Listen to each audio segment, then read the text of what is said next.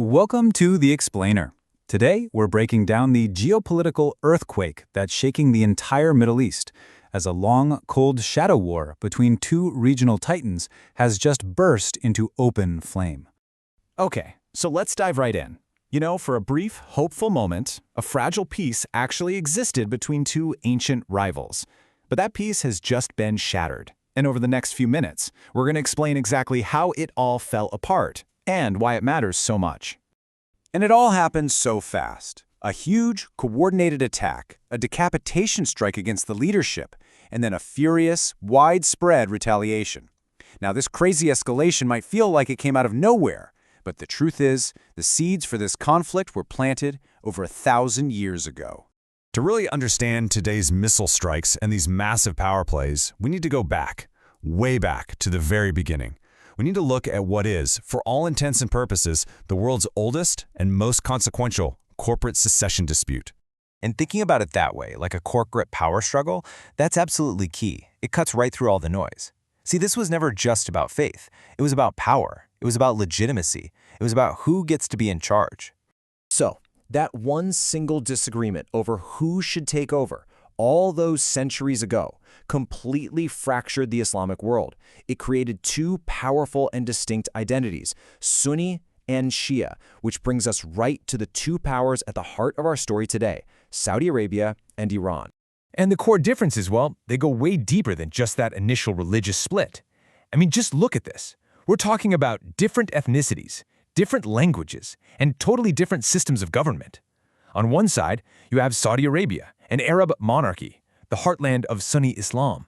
And on the other, you have Iran, a Persian Islamic republic, which sees itself as the global protector of Shia Muslims.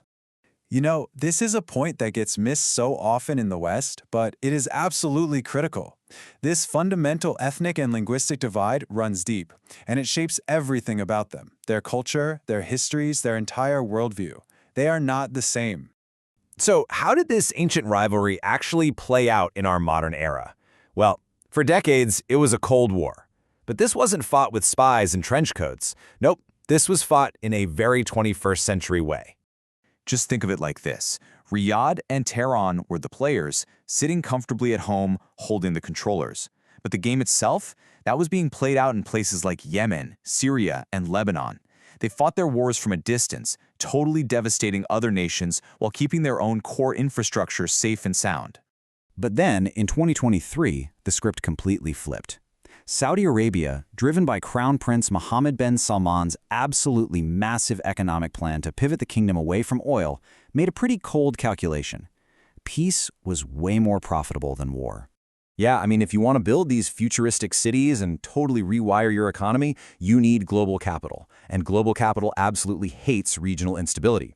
So in what was a really stunning move brokered by China, the two rivals actually restored diplomatic ties. And for a moment there, it really looked like de-escalation was the priority.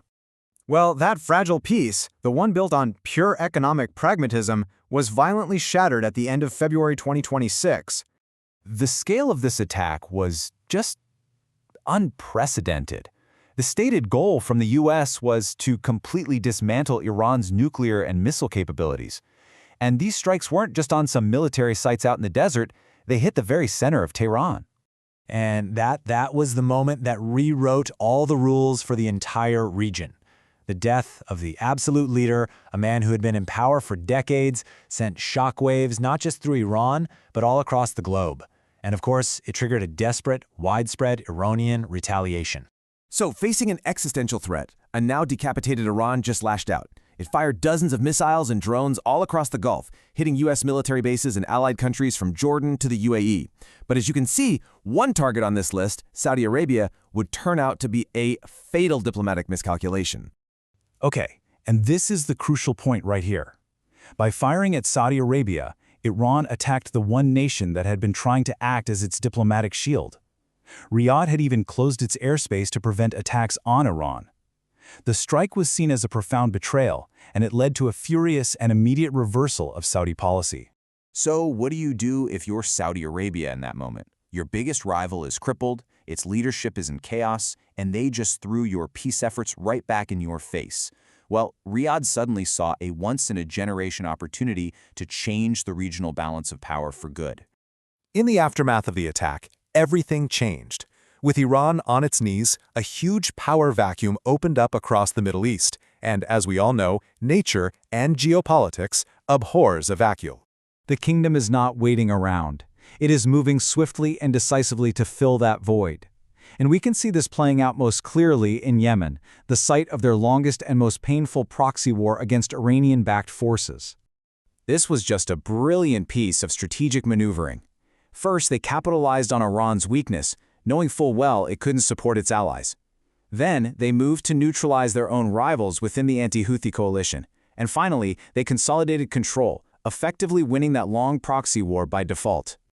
But this brings us to the central paradox of Saudi policy right now. On the one hand, they are actively fighting Iranian aggression, a goal they share with the US and Israel. But on the other, they refuse to publicly align with Israel. Why? Because the Palestinian cause remains a sacred, non-negotiable issue for them. And that really is the ultimate question here. The kingdom is defending its trillion-dollar economic future with ruthless pragmatism, turning on a rival it just made peace with. And yet, it's still bound by these sacred principles that prevents a full alignment with its new de facto allies. A new Middle East is being born from this conflict, and what it will end up looking like is anything but certain.